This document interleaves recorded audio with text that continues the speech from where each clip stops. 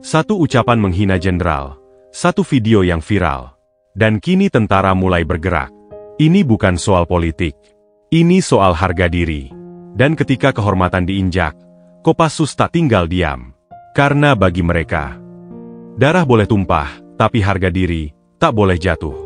Pasukan elit Kopassus datang mengamuk ke markas Ormas GRIP. Saksikan videonya. Ini bukan drama, ini nyata.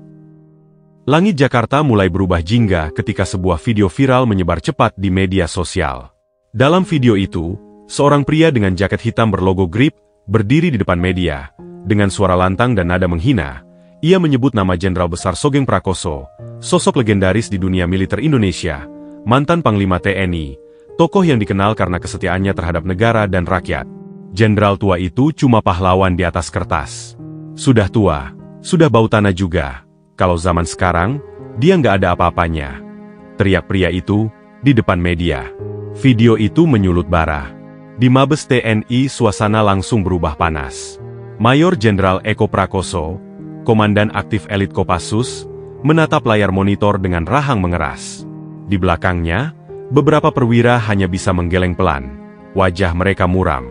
Dia bukan cuma jenderal. Dia panutan kami. Ayah bagi banyak prajurit, kata Maijen Eko lirih. Ini penghinaan terhadap institusi. Lalu, perintah, jenderal, tanya Letkol Ardian, tangan kanannya. Maijen Eko memejamkan mata sejenak, lalu membuka map merah tua di meja. Di dalamnya, lembar-lembar intelijen, sketsa markas GRIP, foto-foto satelit, dan laporan aktivitas ormas itu. GRIP selama ini dikenal sebagai ormas yang sok berkuasa dan sangat meresahkan. Mereka sering menghina aparat, memeras pemilik klub malam, bahkan menyandera manajer perusahaan yang menolak iuran keamanan mereka. Mereka bukan cuma ormas. Mereka preman berbaju organisasi. Gumam Letkol Ardian, matanya menatap peta dengan tajam. Kita harus segera datangi markas mereka. Kita ambil kehormatan kita kembali. Ujar Maijen Eko tegas, penuh api dalam suaranya. Pukul 3.10 waktu Indonesia Barat. Udara dingin menyelimuti kawasan pinggir Cibubur, tapi suasana mendadak memanas saat satu truk taktis militer berhenti mendadak di depan markas GRIP. Logo Kopassus terpatri jelas di sisi kendaraan. Tanpa sirine. Tanpa suara keras. Hanya hentakan langkah-langkah pasti dari beberapa prajurit bersenjata lengkap yang turun satu persatu. Di ujung gerbang markas GRIP, beberapa pria sedang merokok dan berjaga. Mereka terkejut melihat kedatangan pasukan berseragam Kopassus dan senjata laras panjang yang diarahkan tanpa ragu. Hei, siapa kalian? Ini tanah ormas. Gak bisa seenaknya masuk. Teriak salah satu penjaga sambil melangkah maju. Kapten Bagas hanya menatap dingin. Mundur, atau tumbang.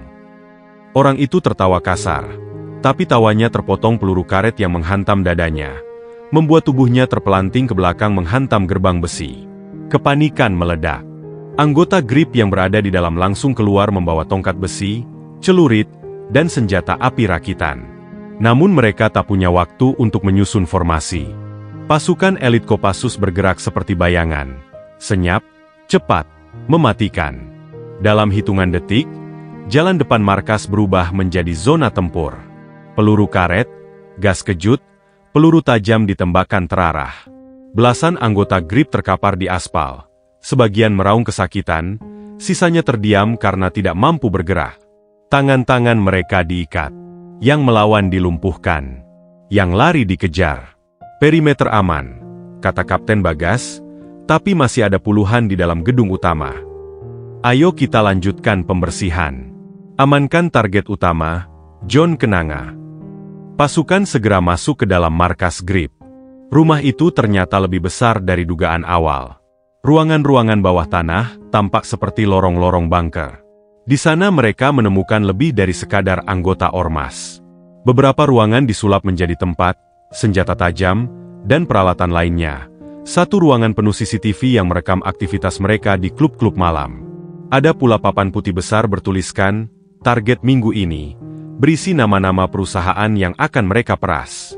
Ini bukan ormas. Ini sindikat kriminal, desis Letnan Yunus, sambil menendang pintu yang menyembunyikan brankas besar. Suara teriakan kembali terdengar dari bagian belakang rumah. Beberapa anggota GRIP yang tersisa berusaha kabur. Mereka memanfaatkan posisi di belakang rumah untuk kabur. Namun satuan Kopassus sudah terlatih untuk menghadapi kekacauan. Mereka menyerbu dengan strategi cermat. Tembakan pengalihan dilancarkan. Saat lawan berada di dekat pagar belakang rumah, prajurit sudah bermunculan menghadang mereka. Target visual, teriak Kapten Bagas, menunjuk ke arah pria berbadan besar yang berlari ke ruangan belakang, John Kenanga. John Kenanga, pria berjaket Levi's dengan rambut pendek dan tato lambang ormas di leher, berlari tergesa menuruni lorong bawah tanah di belakang markas. Nafasnya memburu sambil memegangi tembok. Di belakangnya, suara tembakan dan teriakan rekan-rekannya yang tumbang membuat langkahnya semakin panik. Dia menyusuri lorong bawah tanah, ruang rahasia yang hanya ia dan beberapa petinggi GRIP tahu. Tempat itu awalnya adalah bunker tua peninggalan Belanda. Kini dijadikan gudang penyimpanan dan jalur pelarian. Tapi malam ini, tidak ada pelarian. Sementara itu, tim Kopassus menyisir setiap lantai dengan formasi ketat. Kapten Bagas memimpin pengejaran langsung ke arah lorong bawah tanah, ditemani Letnan Yunus dan 2 pasukan lainnya. Dia pasti ke arah bunker, kata Kapten Bagas. Kejar. Jangan biarkan dia lolos. Itu bukan sekadar target. Dia kunci seluruh operasi kriminal ini, tegas Kapten Bagas. Di dalam lorong, John Kenanga berusaha membuka pintu logam besar menuju garasi tersembunyi, tempat mobil SUV-nya terparkir. Tapi saat ia menarik tuas terakhir, suara langkah berat terdengar dari belakang. John Kenanga, teriak Letnan Yunus, mengacungkan senjata. Angkat tangan, diam di tempat dan segera berlutut. John menoleh cepat dan ia tetap berusaha untuk kabur. Tim Kopassus menembak dengan tembakan terarah, tidak untuk membunuh, tetapi melumpuhkan. Satu peluru menghantam bahu John, membuatnya terlempar ke lantai.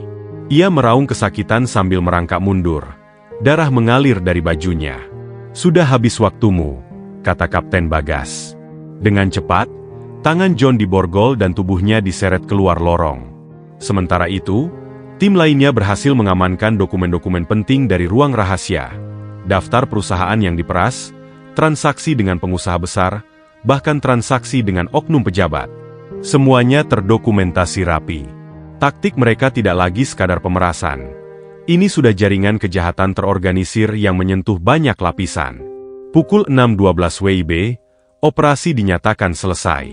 Matahari mulai menyibak langit timur, menyinari markas GRIP yang porak-poranda. Anggota prajurit dan Kapten Bagas segera membawa anggota Ormas GRIP. Dan Kapten Eko yang berdiri di dekat mobil militer di pinggir jalan, memandang anggota Ormas GRIP yang diborgol di jalan depan markas mereka, dan beberapa anggota Ormas yang ditangkap duduk berbaris dengan tangan diborgol.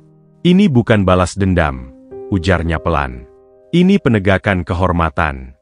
Bangsa ini terlalu lama membiarkan para penghina merajalela tanpa batas. Pecahnya topeng nasionalisme palsu, di sebuah ruang interogasi militer yang dingin dan penuh tekanan, John Kenanga duduk membisu. Kedua tangannya terborgol di atas meja logam. Wajahnya lebam, bukan karena pukulan, tapi karena benturan keras saat ia ditangkap dalam penggerebekan mendadak tadi.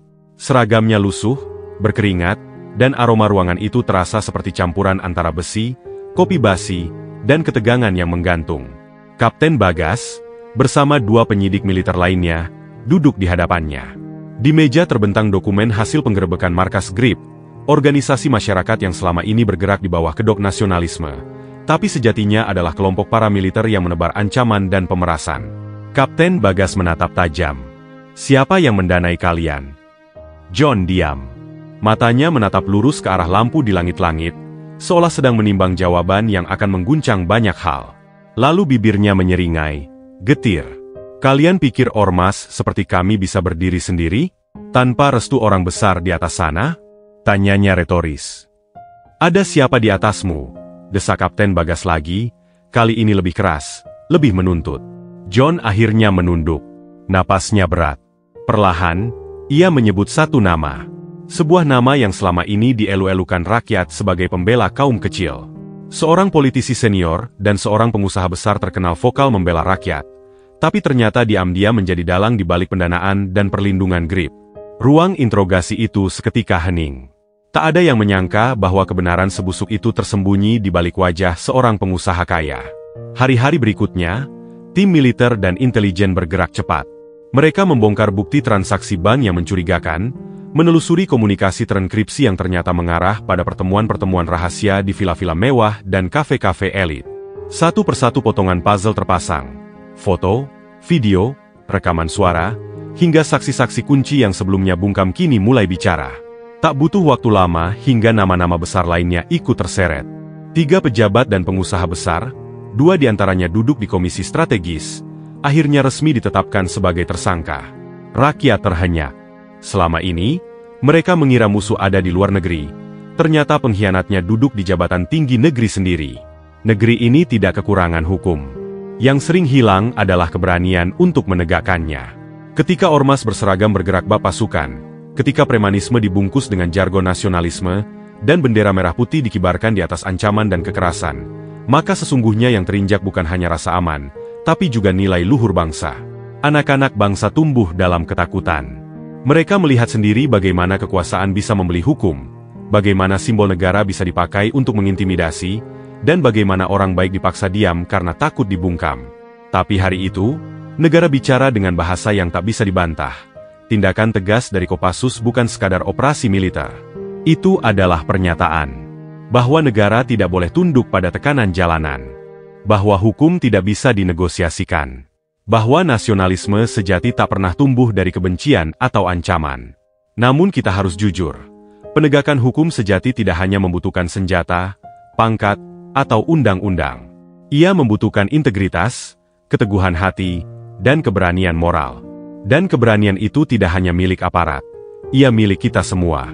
Warga biasa, pemilih, penulis, pemimpin kecil di lingkungan RT, orang tua, guru, anak muda yang menolak diam. Kita semua memiliki bagian untuk mengatakan, cukup. Untuk memilih berdiri di sisi yang benar, bahkan ketika itu berarti berdiri sendirian. Untuk meyakini bahwa keadilan bukan cita-cita kosong, tapi sesuatu yang harus diperjuangkan setiap hari. Negara yang adil tidak dibangun dari tumpukan undang-undang, tapi dari tekad untuk menegakkan yang sudah ada. Dan hari itu, meski badai masih jauh dari reda, secercah harapan muncul. Semoga kisah ini menjadi pengingat, bahwa di tengah ketakutan dan keputusasaan, selalu ada mereka yang memilih untuk berdiri. Untuk tidak menutup mata. Untuk melawan badai, bukan demi popularitas, tapi demi masa depan negeri ini. Selama masih ada yang berani berkata benar, hukum akan tetap tegak. Selama masih ada mereka yang bersedia berdiri, walau harus melawan badai. Terima kasih sudah menonton. Semoga kisah ini bermanfaat, dan menjadi pelajaran buat kita semua. Jangan lupa like, komen dan tentunya subscribe, supaya nggak ketinggalan konten terbaru dari kami.